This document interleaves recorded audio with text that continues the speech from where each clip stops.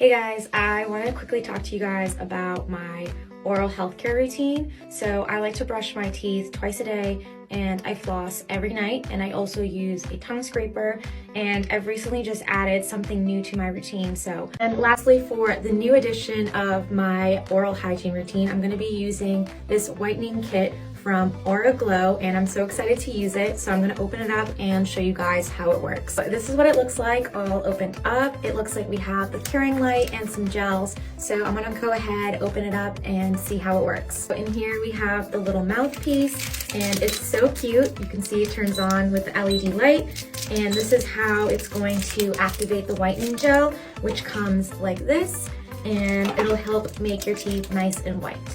So I'm going to go ahead and use the whitening gel and place a little bit on the top and the bottom of the tray. So now it's time to put it in my mouth, turn on the light, and just relax for 30 minutes while my teeth get white. And after 30 minutes, you take it out, rinse out the tray, rinse out your mouth, and you should be all set to go. My teeth already look whiter, and I'm so happy with Auraglow. So you guys should check it out, and I love it as a new addition to my routine for my oral hygiene. So check out Auraglow, and I know you guys are gonna love them.